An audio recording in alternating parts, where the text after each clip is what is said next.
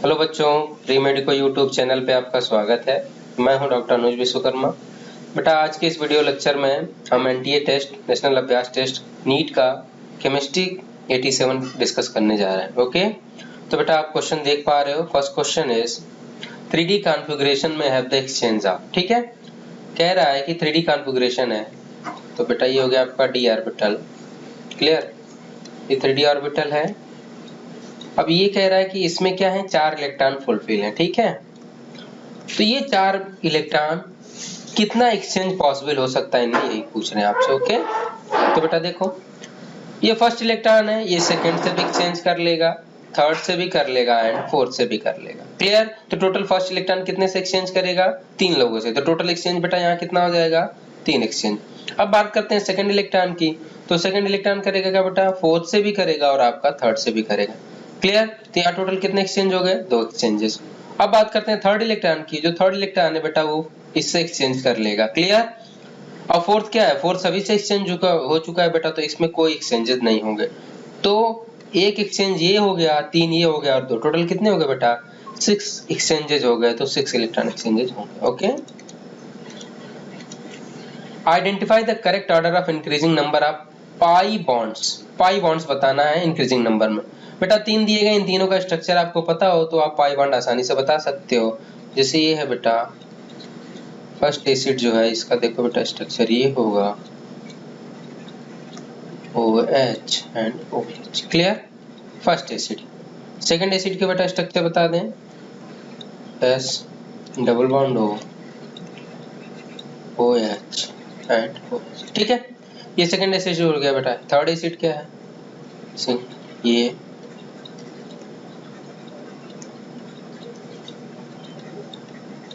Clear, ये third acid हो गया। अब बेटा number of pi bond count कर लो, इसमें कितने हैं, 4 पाई बॉन्ड, इसमें बेटा 1 पाई बॉन्ड और इसमें कितना है, 3 पाई बॉन्ड। ठीक है, तो आपको इंक्रीजिंग ऑर्डर में बताना है, तो बेटा सबसे कम किसका होगा, सबसे कम होगा बेटा सेकंड का, और सबसे ज्यादा किसका होगा, फर्स्ट का।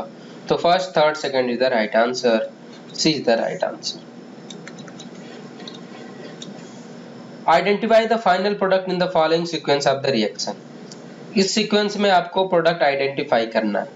तो ये बेटा क्या है, कार्बोनिल कंपाउंड, इसकी रिएक्शन HCN से करा रहे हैं। यहाँ पे क्या होगा बेटा, न्यूक्लियोफिलिक एडिशन होगा और साइनोहाइड्रिन बन जाएगा। कैसे, MEC डबल बॉन्ड O, यहाँ Me है, यहाँ पे क्या करेगा HCN, ये क्या करेगा CN माइनस यहाँ अटैक करेगा, ये बॉन्ड ऐसे रोटेट होगा, H प्लस इस पे अटैक कर देगा, अल्टीमेटली स्ट्रक्चर बन जाएगा आपका MECOH। बेटा यहाँ हो जाएगा CN और यहाँ पे हो जाएगा M। क्लियर, इसका नाम क्या है बेटा, साइनोहाइड्रिन।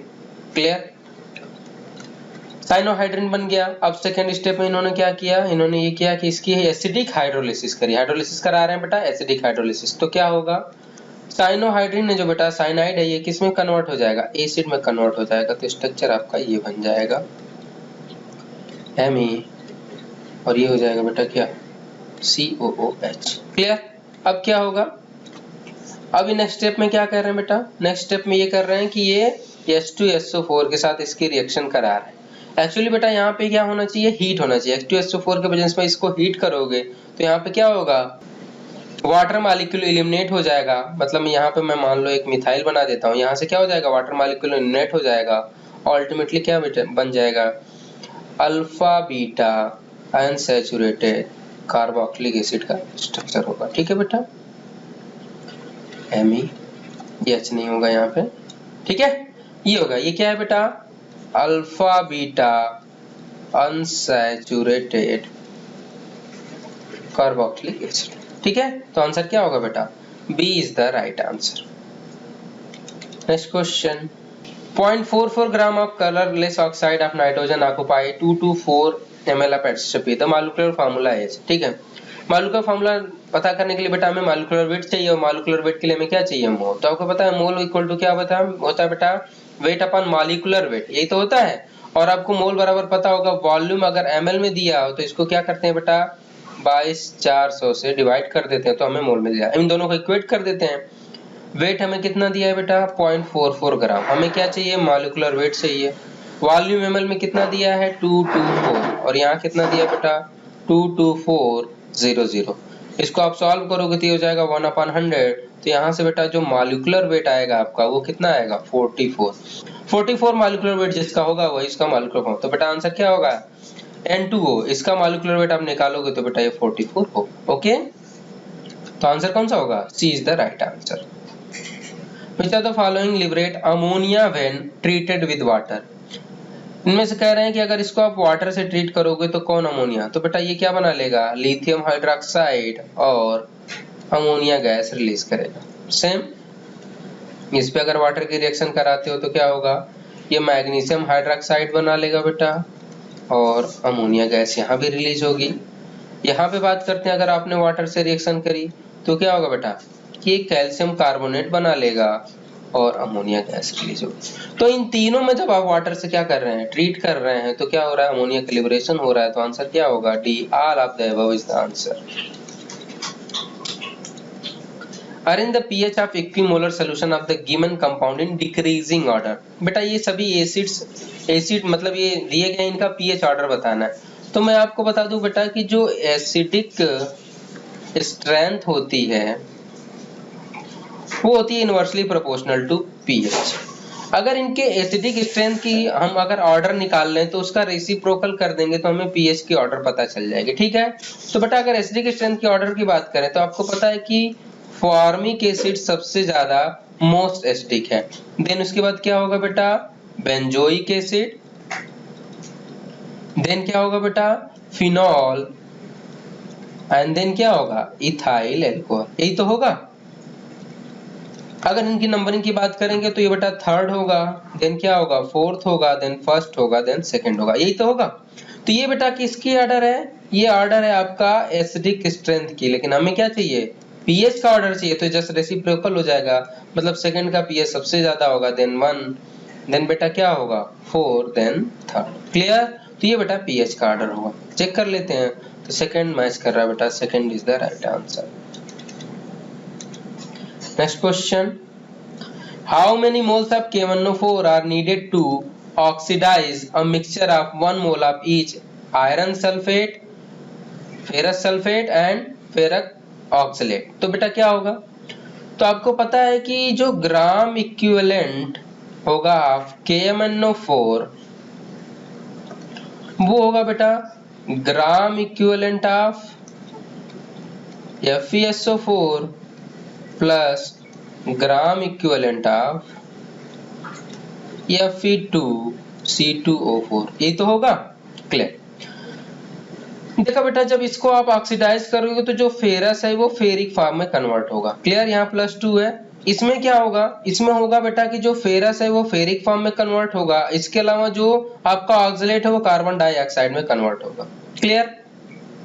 बेटा जब यहाँ से आप ऑक्सीडेशन स्टेट के चेंजेस को देखोगे तो जो कार्बन को ऑक्सीडेशन के चेंजेस होंगे वो बेटा 2 का चेंज आएगा, और यहाँ पे आयरन के ऑक्सीडेशन स्टेट में चेंज होगा वो कितने आएगा? 1 का आएगा। तो टोटल इस मॉलिक्यूल के ऑक्सीडेशन स्टेट में चेंजेस होगी वो बेटा 3 की चेंजेस आएंगे। क्लियर? यहाँ पे बेटा कितने चेंजेस होगा? 1। तो इसका बेटा वैलेंसी फैक्टर निकालोगे तो कितना हो जाएगा? 1, और इसका वैलेंसी फैक्टर आपका 3 हो जाएगा। ठीक है, अब देखो आपको पता है ग्राम इक्विवेलेंट ऑफ KMnO4 हमें मतलब पता है। कैसे पता है? देखो ग्राम इक्विवेलेंट पता है मोल इनटू वैलेंसी फैक्टर। ठीक है, अब आपको KMnO4 का मोल पूछ रहा है और आपको पता है एसिडिक मीडियम में KMnO4 का वैलेंसी फैक्टर 5 होता है। क्लियर? तो बेटा यहाँ वैलेंसी फैक्टर क्या यूज कर लेंगे? 5। ग्राम इक्विवेलेंट बात करते हैं FeSO4 की, तो इसका मोल और इसका मोल कितना दिया है? 1 मोल। इसका वैलेंसी फैक्टर कितना है बेटा? 1। मैं अभी यहाँ पे बताया हूँ। Second, gram equivalent of iron oxalate, तो इसके लिए क्या करेंगे बेटा? ग्राम इक्विवेलेंट मतलब मोल इनटू वैलेंसी फैक्टर। मोल कितना है? इसका 1 और वैलेंसी फैक्टर अभी निकालो बेटा 3। ठीक है, तो टोटल हो जाएगा n इंटू 5 और यह हो जाएगा 1 + 3। कितना हो जाएगा? 4। n की वैल्यू क्या हो जाएगी बेटा? 4/5। क्लियर? इतने मोल KMnO4 के यूज होंगे इन दोनों को ऑक्सीडाइज करने में। तो आंसर क्या होगा? A is the right answer. Only 2 isomeric monochloro derivatives are possible for। देखो बेटा ये क्या आपकी नॉर्मल ब्यूटेन। ठीक है, यहाँ पे अगर हम बात करें मोनोक्लोरो डेरिवेटिव्स की तो इसमें कितना होगा? यहाँ पे एक बनेगा और एक यहाँ पे। ठीक है, 2 मोनोक्लोरो डेरिवेटिव हो गए। 2,3 डाइमिथाइल पेंटेन की बात कर रहे हैं। ठीक है, ये हो गया क्या मिथाइल बेटा यहाँ पे 2 और 3 थर्ड पोजीशन पे। अब यहाँ पे बात करते हैं बेटा किसकी, मोनोक्लोरिनेशन की। तो बेटा एक मोनोक्लोरिनेशन यहाँ पे होगा, एक यहाँ पे होगा, एक यहाँ पे होगा बेटा, एक यहाँ पे होगा, एक यहाँ पे होगा और एक यहाँ पे होगा, ये नहीं होगा। ठीक है, तो यहाँ पे क्या आ रहा है, 2 से ज्यादा हो रहे हैं, मोर देन 2 साइट्स हैं जहाँ पे क्या हो रहा है, मोनोक्लोरिनेशन से प्रोडक्ट बन रहा है। बात करते हैं 2 मिथाइल प्रोपोन की। तो बेटा ये होगा, एक मोनोक्लोरिनेटेड डेरिवेटिव यहाँ पे बन सकता है बेटा और एक मोनोक्लोरिनेटेड डेरिवेटिव यहाँ पे। क्लियर, यहाँ पे भी बनाओगे 1 वाला ही बनेगा और ये भी, तो ये तीनों क्या है, ये भी 1 होगा, ये भी 1 होगा और ये भी 1 होगा, ये दो। तो 2 मोनोक्लोरिनेटेड प्रोडक्ट आपका नॉर्मल ब्यूटेन से बन रहा है और 2 मिथाइल प्रोपेन से। तो आंसर क्या होगा बेटा, D, both A and C is the right answer. From B2S6 all of the following can be prepared except।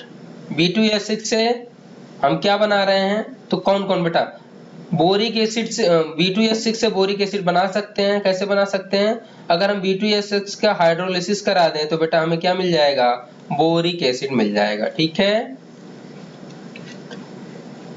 बात करते हैं NaBH4, अगर B2S6 के हमने रिएक्शन इसके हाइड्राइड से करा दी तो बेटा हमें क्या मिल जाएगा, सोडियम बोरोहाइड्राइड बन जाएगा। ठीक है, ये भी बन जाएगा। नेक्स्ट क्या कह रहे हैं बेटा, B2S6, अगर B2S6 के हमने ऑक्सीजन से रिएक्शन करा दी तो बेटा हमें क्या मिल जाएगा, B2O3 मिल जाएगा। ठीक है, तो हमें ये भी मिल जा रहा है, ये भी मिल जा रहा है और ये भी मिल जा रहा है, तीनों मिल जा रहे हैं। कौन सा नहीं मिल रहा है, बी नहीं मिल रहा है, तो आंसर कौन सा होगा, B is the right answer.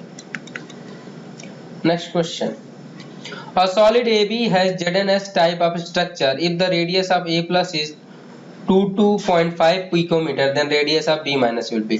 But आपको पता है ZnS में होता है, इसमें क्या होता है, जो जिंक होता है ये हाफ ऑफ टेट्राहेड्रल वाइड में पाया जाता है। क्लियर, और जो आपका S है ये FCC लैटिस बनाता है। क्लियर, अब देखो आपको पता है कि अगर इन दोनों का कोऑर्डिनेशन नंबर आप निकालो तो वो 4 कोऑर्डिनेशन नंबर आएगा। ठीक है, और जब 4 कोऑर्डिनेशन नंबर है तो टेट्राहेड्रल वाइड के लिए 4th कोऑर्डिनेशन नंबर के लिए रेशियो क्या होता है, radius of cation upon radius of anion equal to होता है पॉइंट का 225 पिको। क्लियर, ये होगा। अब वैल्यू बेटा आपको रेडियस ऑफ कैटायन दी है तो यहाँ पे पुट आउट कर लेते हैं, हमें आंसर मिल जाएगा। तो रेडियस ऑफ कैटायन कितना दिया है बेटा, 225 इक्वल टू 0.225 और रेडियस ऑफ एनायन हमसे पूछ रहे हैं तो रेडियस ऑफ एनायन हो जाएगा बेटा 22.5 अपॉन ये हो जाएगा 0.225। इसको सॉल्व करोगे तो बेटा आंसर क्या हो जाएगा, 100 पिकोमीटर। तो आंसर क्या होगा बेटा, 100 पिकोमीटर जो एनायन की साइज होगी। नेक्स्ट बेटा, when a small amount of HCl is added to an aqueous solution of BiCl3 a white precipitate is formed, this is due to the formation of। बेटा जब BiCl3 में हम water add करते हैं तो क्या होता है बेटा, यहाँ बन जाता है आपका BiOCl का व्हाइट प्रेसिपिटेट बनता है। क्लियर, क्लियर, लेकिन बाद में जब HCl मिलाने पे क्या होता है, ये प्रेसिपिटेट डिसॉल्व हो जाता है। ठीक है, लेकिन ये क्या पूछ रहे हैं कि व्हाइट प्रेसिपिटेट कहाँ बन रहा है, तो बेटा व्हाइट प्रेसिपिटेट बन रहा है आपका BiOCl का। तो आंसर कौन सा होगा, C is the right answer. Next question, alkyl iodide react with NaCN to give alkyl cyanide and small amount of alkyl isocyanide formation of these two product is due to। बेटा ऐसा आपको पता है कि ये है साइनाइड आयन। ठीक है, और साइनाइड आयन क्या होता है बेटा, एम्बिडेंटेंट नेचर का होता है। ठीक है, एम्बिडेंट नेचर का है, एम्बिडेंट इन द नेचर बेटा एक बार ये भी न्यूक्लियोफाइल की तरह एक्ट कर सकता है और जो नाइट्रोजन का लोन पेयर है ये भी न्यूक्लियोफाइल की तरह एक्ट कर सकता है। तो बेटा ये दो प्रोडक्ट बना सकते हैं। अगर ये न्यूक्लियोफाइल की तरह एक्ट करेगा तो क्या हो जाएगा, साइनाइड बन जाएगा, और नाइट्रोजन न्यूक्लियोफाइल की तरह एक्ट करेगा तो क्या बन जाएगा बेटा, आइसोसाइनाइड बन जाएगा। क्लियर, तुम्हारा आंसर क्या होगा, ambient character of cyanide ion की वजह से क्या होता है, आइसोसाइनाइड भी बनता है और साइनाइड भी बनता है। Okay, next question, consider the following dioxide the group, the basicity of dioxide alter the order. आपको पता है डाउन टू द ग्रुप जाते हैं तो बेटा क्या होता है, बेसिक कैरेक्टर इंक्रीज होता है। ठीक है, तो सबसे ज्यादा बेसिक क्या होगा? PbO2। क्लियर? तो बेटा चेक करते हैं, PbO2 मोस्ट बेसिक है, देन SnO2 है, देन G। तो बेटा आंसर कौन सा होगा? B is the right answer. Okay, now next question. Next question कह रहा है, at a certain temperature equilibrium constant Kc is for 0.25 for the reaction. If we take 1 mole of each 4 gases in 10 liter container, what will be the equilibrium concentration of A? A का equilibrium concentration पूछ रहा है। ठीक है बेटा, देखते हैं A plus B C plus D। Clear? अगर इसके लिए हम Q की वैल्यू निकालें तो बेटा क्या होगा? Concentration of C, concentration of D upon concentration of A and concentration of B, यही तो होगा। लेकिन देखो बेटा, जो आप बात कर रहे हैं यहाँ 10 लीटर वॉल्यूम की, तो ये बेटा यहाँ से क्या हो जाएगा? ऊपर नीचे कट आउट हो जाएगा, तो इस वॉल्यूम का यहाँ पे कोई सिग्निफिकेंस नहीं है। सिग्निफिकेंस नहीं है क्योंकि जो प्रोडक्ट के मोल है वही रिएक्टेंट के उतने ही मोल है, इस वजह से क्या हो जाएगा? वॉल्यूम आपस में कट आउट हो जाएगा। लेकिन बात करते हैं यहाँ जो Q की वैल्यू है, मान लो बेटा ये कितनी है, जो भी है वो कह रहे हैं कि Kc की वैल्यू है, जो इक्विलिब्रियम कांस्टेंट की वैल्यू है, कितनी आ रही है? 0.25। मतलब क्या है? Kc लेस देन 1 है। Less than 1 in the sense ये है कि आपके जो प्रोडक्ट के मोल हैं वो कम है एज कंपेयर टू रिएक्टेंट। मतलब जो रिएक्टेंट का कंसंट्रेशन है वो ज्यादा है मोल के कंसंट्रेशन से। इसका मतलब ये जो रिएक्शन है वो बैकवर्ड डायरेक्शन में जा रही है। क्लियर? क्योंकि अगर इनिशियली सबके सेम मोल लिया हमने और जब इक्विलिब्रियम आया तो जो रिएक्टेंट के मोल है वो बढ़ गए जबकि प्रोडक्ट के मोल कम हो गए। इसका मतलब रिएक्शन बैकवर्ड डायरेक्शन में शिफ्ट हो रही है। तो फिर इक्विलिब्रियम पे कंसंट्रेशन क्या होगा बेटा इन दोनों का? तो जब फिर इक्विलिब्रियम पे आप रूल अप्लाई करोगे तो बैकवर्ड डायरेक्शन में शिफ्ट हो रही है। अगर आपने एक एक मोल लिया है बेटा सबका, तो एट इक्विलिब्रियम क्या हो जाएगा? आपको पता है प्रोडक्ट का मोल बढ़ रहा है, तो ये 1 प्लस एक्स हो जाएगा, ये 1 प्लस एक्स हो जाएगा, और ये 1 माइनस एक्स और ये 1 माइनस एक्स होगा। क्यों? क्योंकि रिएक्शन बैकवर्ड डायरेक्शन में शिफ्ट हो रही है। ठीक है, अब इन दोनों वैल्यू को पुट आउट कर लेते हैं तो हमें किसी के ए की वैल्यू पता चल जाएगी। तो बेटा सॉल्व करते हैं, ये हो जाएगा प्रोडक्ट, ये 1 माइनस एक्स और ये हो जाएगा बेटा 1 प्लस एक्स, ये भी स्क्वायर होगा, ये भी स्क्वायर होगा, ये बेटा वैल्यू 1/4 हो जाएगी। जब इसको आप सॉल्व करोगे तो वैल्यू क्या आएगी बेटा? जो x की वैल्यू आएगी वो आएगी बेटा 1/3। क्लियर? x की वैल्यू क्या आ गई बेटा? 1/3। अब x की वैल्यू 1/3 आ गई तो a में x की वैल्यू पुट करते हैं, बेटा हो जाएगी 1 प्लस 1/3। जब इसको आप सॉल्व करोगे तो वैल्यू आएगी 1.33। तो आंसर क्या होगा बेटा? 1.33 मोल जो होगा वही A का कंसंट्रेशन होगा। Okay, now next question is, when strong base is added to weak acid then dissociation of acetic acid increase, this effect is known as। बेटा ये होता है acetic acid. Clear? Acetic acid पे जब strong base की reaction कराते हैं तो वो क्या करता है? वीक एसिड स्ट्रॉन्ग बेस का साल्ट बना लेता है। ठीक है, ये साल्ट बन गया और पता है जैसे जैसे बेटा इसका डिसोसिएशन बढ़ता जाएगा, क्योंकि जितना सोडियम आयन आता जाएगा आपको पता है वीक एसिड होता है तो जाहिर सी बात है इसका डिसोसिएशन इस टाइप का होगा, CH3COO- प्लस H प्लस। अगर इसमें आप सोडियम आयन यूज करते रहोगे तो इसका क्या होगा? कंसंट्रेशन कम होता रहेगा क्योंकि साल्ट बनता जाएगा, और जब साल्ट बनता जाएगा तो इसका डिसोसिएशन बढ़ता जाएगा। क्लियर? तो इसके ऐड होने से इसका डिसोसिएशन क्यों बढ़ रहा है तो पता चल गया। और बेटा ये जो इफेक्ट है इसको हम कहते हैं रिवर्स आयन इफेक्ट। तो आंसर कौन सा होगा?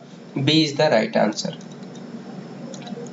Next question, in the given reaction moist Ag2O से रिएक्शन करा रहे हैं तो बेटा क्या होगा? ये न्यूक्लियोफिलिक सब्स्टिट्यूशन होगा, जो Br है OH से रिप्लेस हो जाएगा और आपका कंपाउंड ये बन जाएगा। क्लियर? आंसर क्या होगा बेटा? इथेनॉल होगा। एक चीज मैं और बता दूं बेटा, अगर मॉइस्ट Ag2O की जगह इन्होंने क्या यूज कर लिया होता? ड्राई Ag2O यूज किया होता तो बेटा यहाँ पे ईथर बन जाता। ये चीज आपको ध्यान रखनी है। क्लियर? लेकिन उन्होंने मॉइस्ट Ag2O यूज किया तो बेटा यहाँ पे एल्कोहल बनेगा ना कि ईथर।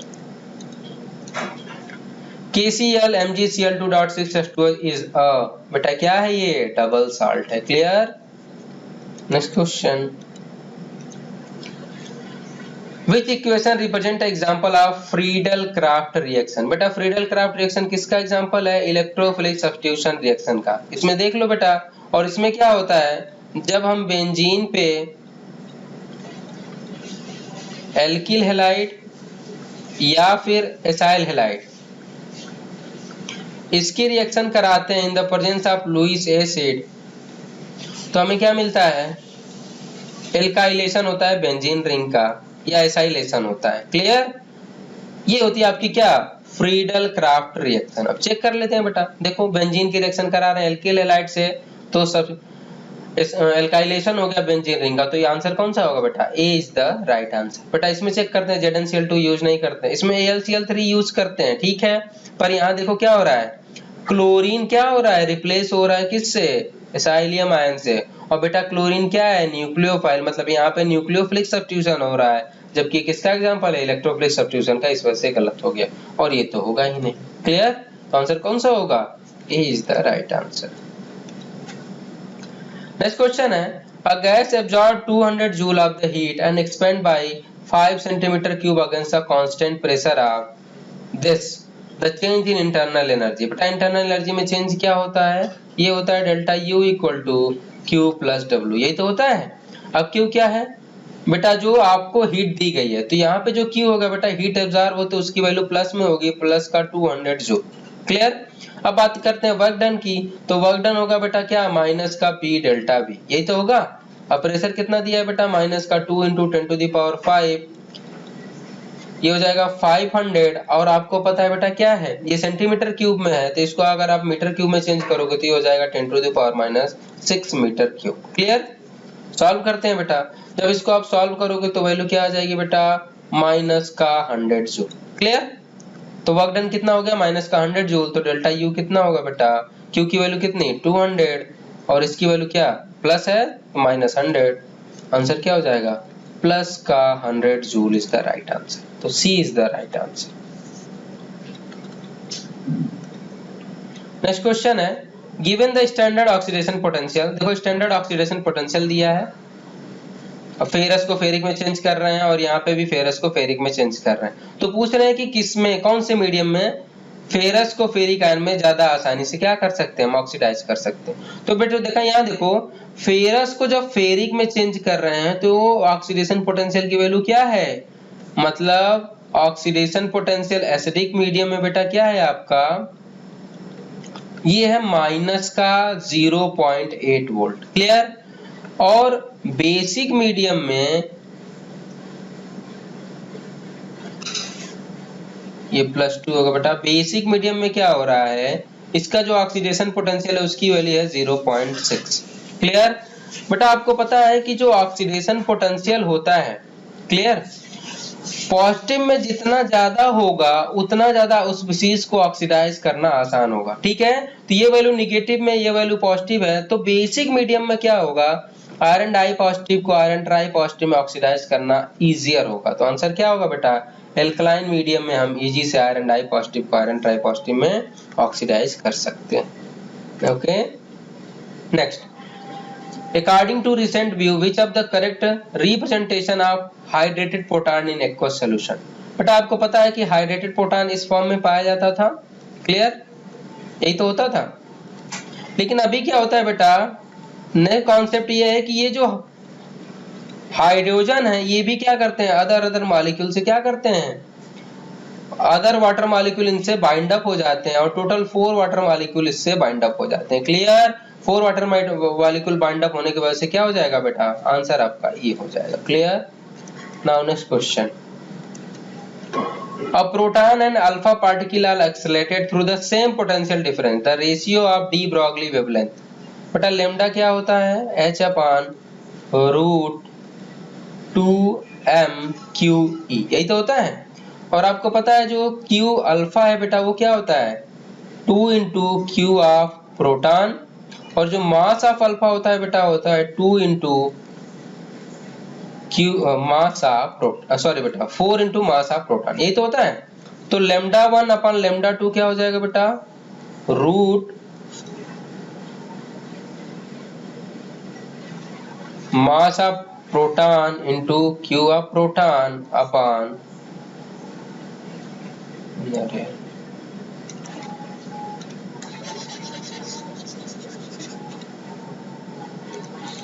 तो बेटा लेमडा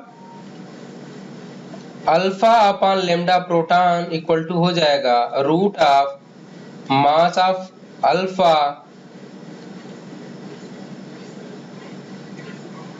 क्या गड़बड़ी कर रहा हूँ। प्रोटॉन और अल्फा पार्टिकल का रेशियो पूछ रहे हैं, तो बेटा यहाँ से क्या करेंगे, lambda proton upon lambda alpha equal to हो जाएगा root of mass of alpha into charge of alpha upon mass of proton into charge of proton. यही तो होगा। इसकी वैल्यू पुट करें तो बेटा ये 4 टाइम्स 4 इंटू 2 1 इंटू 1 रूट, बेटा इसको जब सॉल्व करेंगे तो lambda P upon lambda alpha की वैल्यू आएगी 2 रूट 2:1। क्लियर? आंसर कौन सा होगा? D is the right answer. Next question, finally divided iron combine with CO2 give, बेटा क्या देगा? पेंटा कार्बोनिल आयरन देता है। ओके, तो आंसर फर्स्ट होगा। The vapour pressure of pure benzene at 25 degree Celsius is 640 mmHg, then that of solute in benzene is 630 mm of Hg. The molality of solution is, solution की molality पूछ रहे हैं। तो बेटा देखो, आप किसी भी सॉल्वेंट की जो वेपर प्रेशर होता है, ठीक है बेटा, वो होता है प्योर फॉर्म में उसका vapour pressure multiply mole fraction of that substance, ठीक है। तो अगर मैं बात करूं वेपर प्रेशर ऑफ बेंजीन की, तो बेटा क्या हो जाएगा, vapour pressure of benzene is pure form में बेंजीन का वेपर प्रेशर इनटू इसका मोल फ्रैक्शन, ठीक है, यही तो होगा। तो अब यहां से देखते हैं बेटा, ये हो जाएगा बेटा, इतना कितना दिया है 630 और ये दिया है 640, हमें मोल फ्रैक्शन ऑफ इसका मिल जाएगा, तो मोल फ्रैक्शन ऑफ बेंजीन क्या हो जाएगा बेटा 630/640, ठीक है। जब इसको आप सॉल्व करोगे तो वैल्यू आएगी 0.984, ठीक है। मोल फ्रैक्शन ऑफ हमें बेंजीन मिल गया। अब सॉल्यूट ए का मोल फ्रैक्शन क्या होगा बेटा, सॉल्यूट ए का मोल फ्रैक्शन होगा 1 माइनस 0.984, इसको सॉल्व करेंगे तो 0.016। क्लियर? तो मोल फ्रैक्शन हमें किसका मिल गया, बेंजीन का, मतलब सॉल्वेंट का, और मोल फ्रैक्शन किसका मिल गया, सॉल्यूट का। बेटा एक फार्मूला आपको पता होगा, नहीं पता है तो इस फार्मूले को यहाँ पे लिख लो, ये आपके लिए आसान होगा, कि जो mole fraction of solvent upon mole fraction of solute equal to होता है 1000 upon molality into molecular weight of solvent. Clear? ये होता है। तो यहां से देखो बेटा, mole fraction of solvent, solvent यहाँ पे क्या है बेटा, बेंजीन है, तो बेंजीन का मोल फ्रैक्शन कितना है 0.984, मोल फ्रैक्शन ऑफ सॉल्यूट कितना है 0.016, 1000 हमें क्या चाहिए, molality, molecular weight of solvent का होगा बेटा 78, बेंजीन का है तो मॉलिक्यूलर वेट 78, तो यहां से हो जाएगी मोलैलिटी इक्वल टू बेटा हो जाएगा 1000 इंटू 0.016 अपॉन ये हो जाएगा 0.984 इंटू 78। जब बेटा इसको सॉल्व करेंगे तो हमारा आंसर क्या होगा 0.2 के आसपास आएगा, तो आंसर क्या होगा बेटा 0.2 molar is the right answer. Okay, now next question is geminal dihalide on hydrolysis give, बेटा जेमिनल डाइहैलाइड ये होगा, एक ही कार्बन पे क्या हो, दो हाइड्रोजन ग्रुप लगे हों। जेमिनल डाइहैलाइड की जब हाइड्रोलिसिस करेंगे बेटा तो क्या हो जाएगा, दोनों ग्रुप पे क्या मिल जाएगा आपका OH एंड OH ग्रुप लग जाएगा। क्लियर? अब देखो, आपको पता है एक ही कार्बन पे 2H ग्रुप अनस्टेबल होगा, तुरंत वाटर मॉलिक्यूल एलिमिनेट हो जाएगा और यहाँ पे क्या हो जाएगा बेटा एल्डिहाइड का फॉर्मेशन हो जाएगा। क्लियर? तो आंसर क्या होगा बेटा, कार्बोनिल कंपाउंड का फॉर्मेशन होगा, C the right answer. Next है the number of mesoform of given compound, mesoform पूछ रहे हैं गिवन कंपाउंड का। बेटा ये क्या है, क्या ये सिमेट्रिकल मॉलिक्यूल है, बिल्कुल सिमेट्रिकल है, यहाँ से आप इसको डिवाइड करोगे तो सिमेट्रिकल है, सिमेट्रिकल मॉलिक्यूल है। जो कायरल कार्बन है बेटा यहाँ कितने हैं, 3 कायरल कार्बन है, odd number of chiral carbon, odd number of chiral carbon है, तो बेटा मेसो कंपाउंड का फार्मूला होता है 2 के पावर n-1/2, और जहां पे n क्या है, number of chiral carbon. Clear? तो बेटा आंसर क्या होगा, यहाँ पे रखते हैं 2, ये 3/1/2, तो हो जाएगा 2 के पावर 1 मतलब 2। तो टोटल कितने मेसोफॉर्म इसके बनेंगे, तो बेटा 2 मेसोफॉर्म बनेंगे। Okay, next question, which of the following reactions the increase in the volume of container will favor the formation of product? Clear? आपको पता है बेटा जब डेल्टा Ng की वैल्यू ग्रेटर देन 1 होती है तो ये रिएक्शन लो प्रेशर पे क्या होती है, फॉरवर्ड डायरेक्शन में मूव करती है। ठीक, लो प्रेशर होगा, डेल्टा Ng की वैल्यू ग्रेटर देन 1 होगी तो वो क्या होगी, फॉरवर्ड डायरेक्शन में मूव करेगी अकॉर्डिंग टू लीटेलियर प्रिंसिपल, क्योंकि इक्विलिब्रियम वहां शिफ्ट होता है जहां पे क्या हो, उसके इफेक्ट को कम कर दिया जा सके। अगर बेटा अगर यहाँ पे देखो, अगर गैसियस प्रोडक्ट है, इसका अगर वॉल्यूम कम है तो अगर लो प्रेशर रखेंगे तभी तो ये फॉरवर्ड डायरेक्शन में मूव होगी, क्योंकि लो प्रेशर पे क्या होगा, ये प्रोडक्ट बनता रहेगा जिसकी वजह से प्रेशर मेंटेन होता रहेगा। ठीक है, अब देखो अगर लो प्रेशर पे रिएक्शन फॉरवर्ड हो रही है, इसका मतलब क्या होगा कि अगर वॉल्यूम हम इंक्रीज कर रहे हैं, अगर हम वॉल्यूम क्या कर रहे हैं, इंक्रीज कर रहे हैं, तो भी जिसकी डेल्टा Ng की वैल्यू ग्रेटर देन 1 होगी वो क्या करेगा, फॉरवर्ड डायरेक्शन में मूव करेगा। इसका मतलब कि अगर डेल्टा Ng ग्रेटर देन 1 होगा इस रिएक्शन में, उसी में क्या होगा, कंटेनर का वॉल्यूम बढ़ाने पर रिएक्शन फॉरवर्ड डायरेक्शन में मूव करेगी। तो देखते हैं बेटा इसका डेल्टा Ng क्या होगा।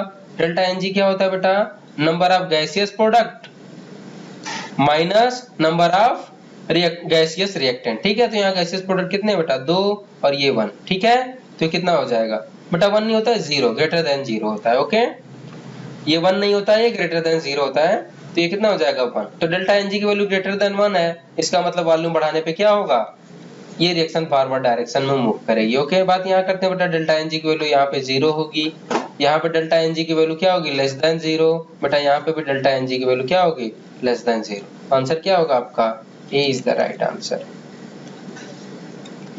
Which among the following is false statement? पहला स्टेटमेंट कह रहा है SO3 is obtained by catalytic oxidation of SO2, बिल्कुल सही है बेटा।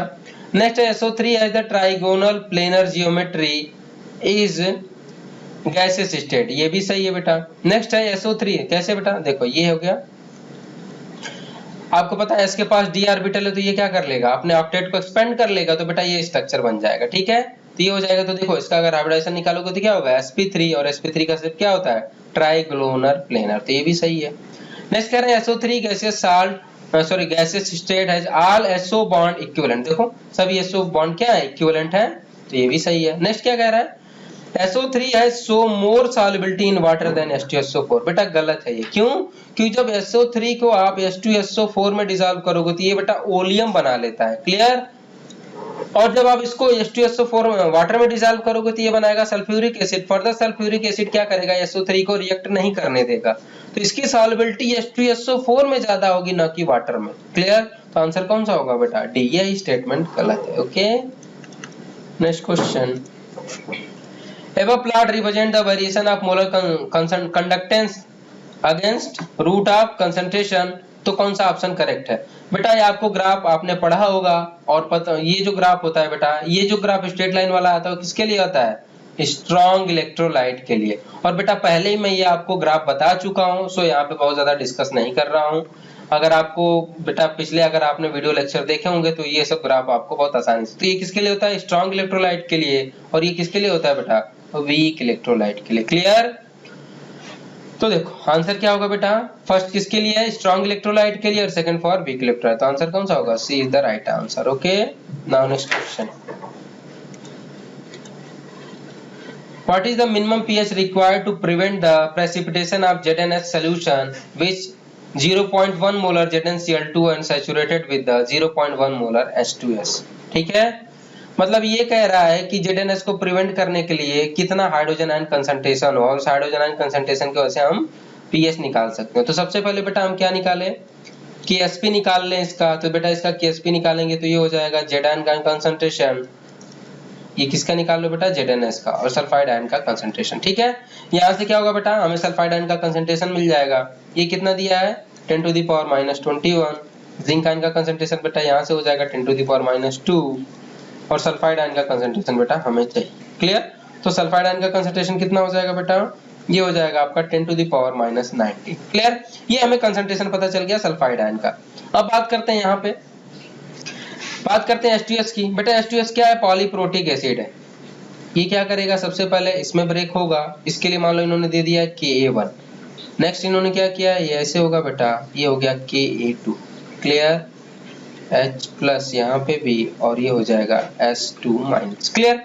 अब इन दोनों को ऐड कर दोगे तो बेटा क्या हो जाएगा, H2S, ये हो जाएगा 2H plus and S2 minus, यही तो होगा, क्लियर।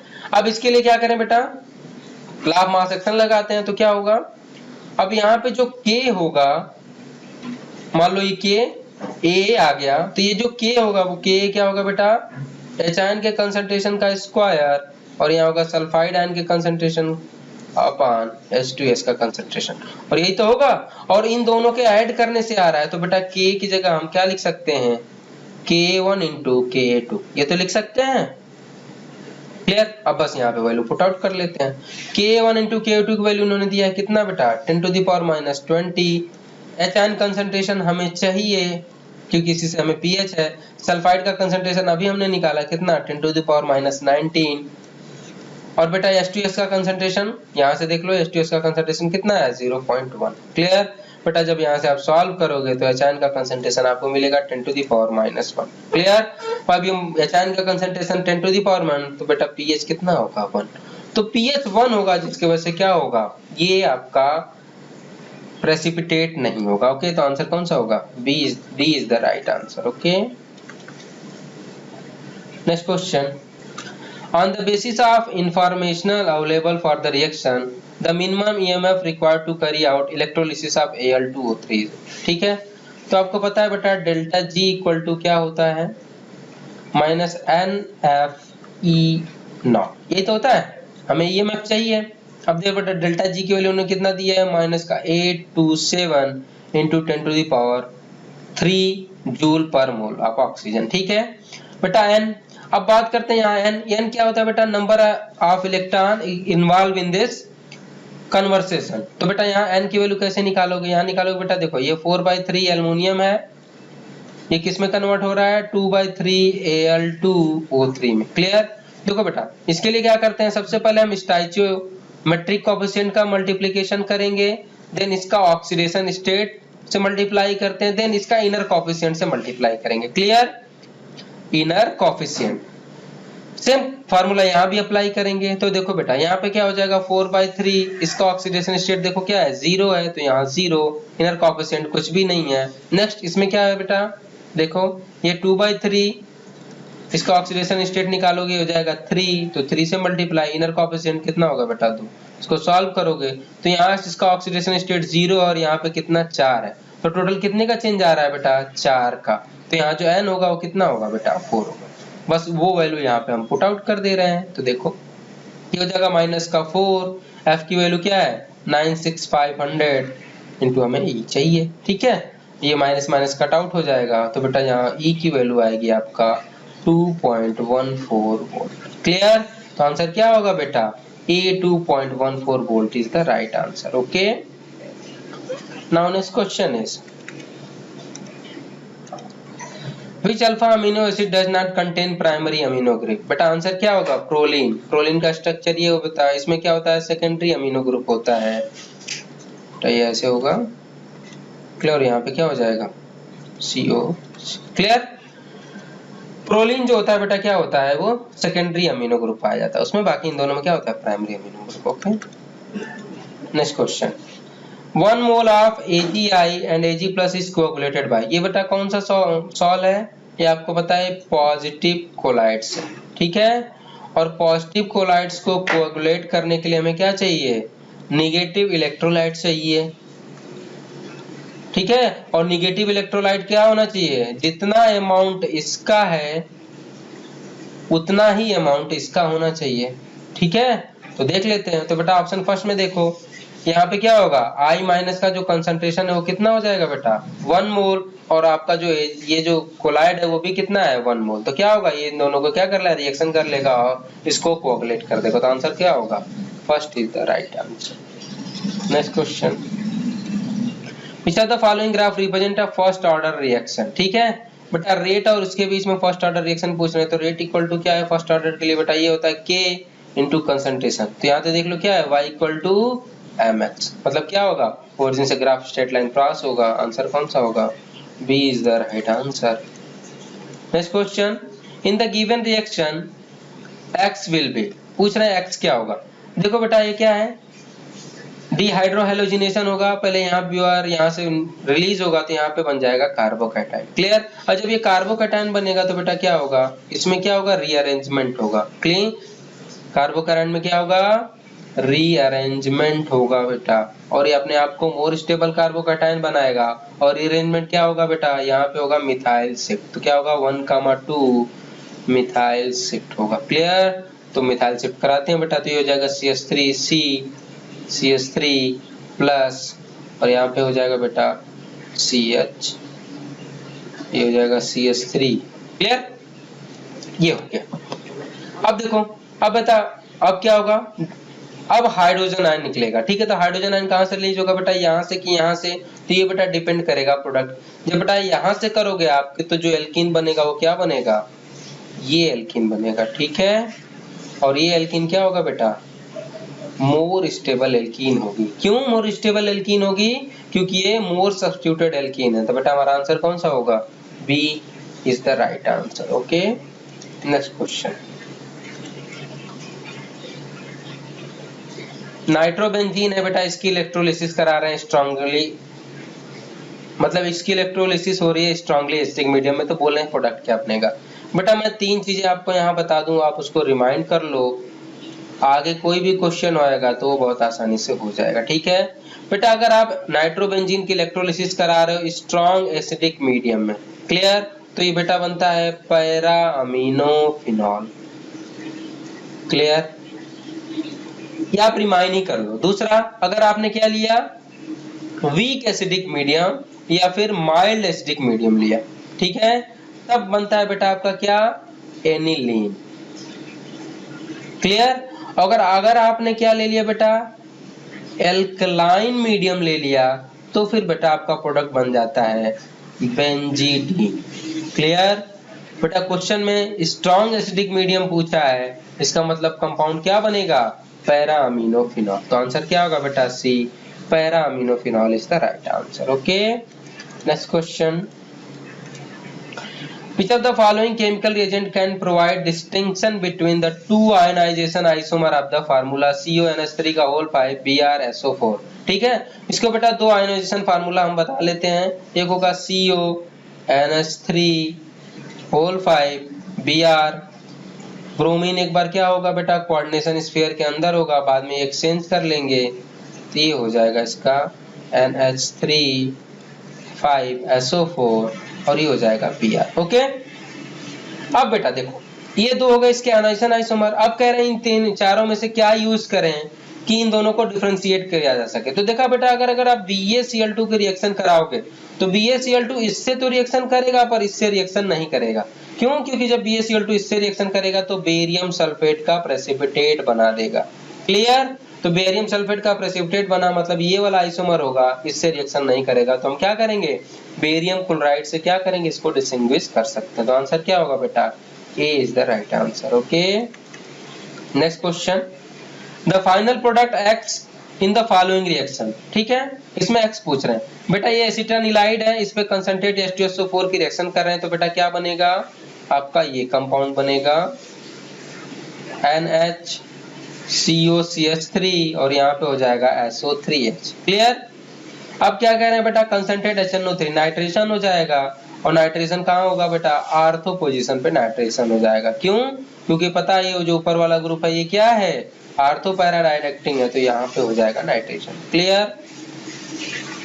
अब बेटा क्या हो जाएगा, जब आप इसको हीट करोगे तो ये मॉलिक्यूल यहाँ से रिमूव हो जाएगा, और स्ट्रक्चर आपका ये बन जाएगा NHCOCH3 और यहाँ NO2। क्लियर। अब क्या कर रहे हैं बेटा, इसकी एल्कलाइन हाइड्रोलिसिस कर रहे हैं, और जब एल्कलाइन हाइड्रोलिसिस करेंगे तो बेटा क्या हो जाएगा, यहाँ पे हाइड्रोलिसिस करते हैं एल्कलाइन H2OH+, तो ये क्या हो जाएगा, एल्कलाइन हाइड्रोलिसिस करेंगे तो बेटा यहाँ पे H हो जाएगा और यहाँ पे OH, तो स्ट्रक्चर क्या बन जाएगा बेटा, ये बन गया एनिलीन, मतलब नाइट्रो एनिलीन बन जाएगा। क्लियर। और क्या बन जाएगा बेटा, और बन जाएगा आपका एसिटिक एसिड।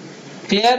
तो आपसे क्या पूछ रहे हैं बेटा, एक्स पूछ रहे हैं, इसका नाम देखो तो क्या होगा 1,2 2 nitro aniline is the right answer. तो बेटा आंसर क्या होगा, A is the right answer. Okay, next question, which of the following represent the correctly variation of degree of adsorption against temperature for physical adsorption। बेटा physical adsorption के लिए क्या होता है, ये इनवर्सली प्रोपोर्शनल होता है टेम्परेचर के। आपको पता है कि टेम्परेचर जितना बढ़ाएंगे एडजॉर्प्शन उतना कम होता जाएगा। तो बेटा क्या होगा, हाइपरबोला ग्राफ बनेगा। तो आंसर कौन सा होगा बेटा, B is the right answer. Okay, next question, which of the following oxo acid of chlorine is the best oxidizing agent। बेटा ऑक्सो एसिड का जो ऑक्सीडाइजिंग पावर होता है वो इनवर्सली प्रोपोर्शनल होता है ऑक्सीडेशन स्टेट के। इनमें सभी का ऑक्सीडेशन स्टेट निकाल लेते हैं, जिसका ऑक्सीडेशन स्टेट कम होगा उसकी ऑक्सीडाइजिंग पावर सबसे ज्यादा होगी।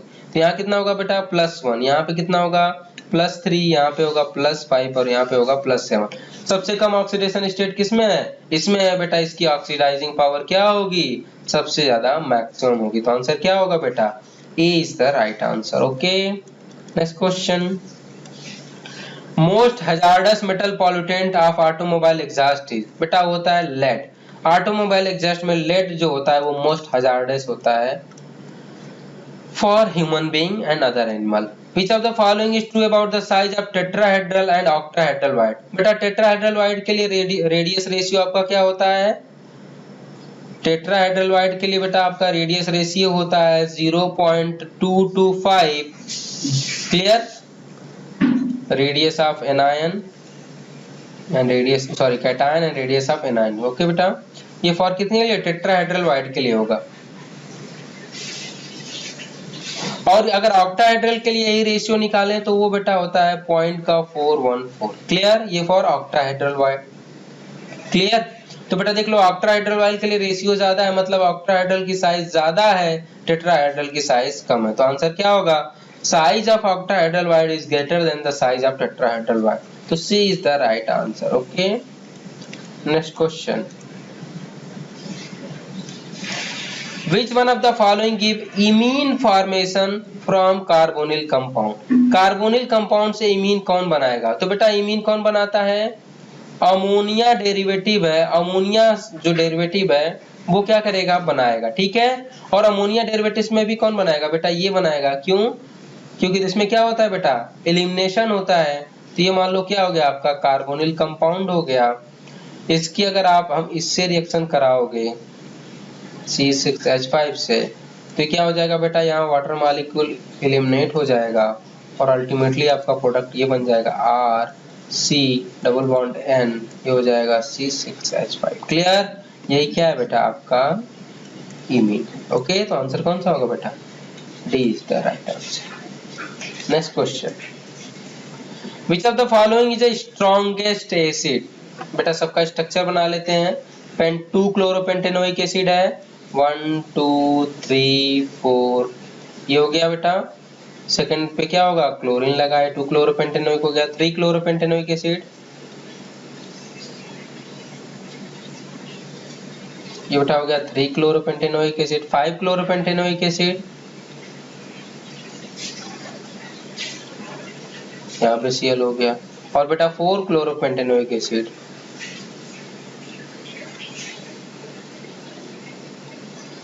क्लियर, अब इसमें पूछ रहे हैं कि सबसे ज्यादा मोस्ट एसिडिक कौन होगा। तो बेटा आपको पता है कि जो एसिडिक स्ट्रेंथ होती है वो क्या होती है, directly proportional to stability of carbon ion, और ये होता है directly proportional to -I power, और जो -I पावर होती है वो इनवर्सली प्रोपोर्शनल होती है डिस्टेंस। ठीक है, अब देखो यहाँ पे आप क्या बना लो, सभी एनायन बना लो। अगर आपने एनायन बनाया तो बताओ इन तीनों में सबसे ज्यादा मोस्ट स्टेबल एनायन कौन होगा, बेटा ये होगा। क्यों होगा, क्योंकि देखो सभी क्या है -I है, ये भी -I है, ये भी है और ये भी है, पर सबसे कम डिस्टेंस किसमें है, इसमें। और जितनी डिस्टेंस कम होगी उतना -I इफेक्ट क्या हो, ज्यादा होगा। तो आंसर क्या होगा बेटा, A 2 chloropentanoic is the right answer. Okay, next question, which of the following correct for zero order and first order reaction respectively, where A is the initial concentration of the reactant। बेटा आपको पहले भी बताया हूँ, T half is directly proportional to A के power n-1। ये formula मैंने आपको बताया था, जहाँ पे n क्या है बेटा, ऑर्डर ऑफ रिएक्शन। ठीक है, वैल्यू पुट आउट करते हैं। टी हाफ पहले जीरो ऑर्डर के लिए रखेंगे तो ये हो जाएगा बेटा क्या, ए जीरो माइनस वन, मतलब T half is directly proportional to A.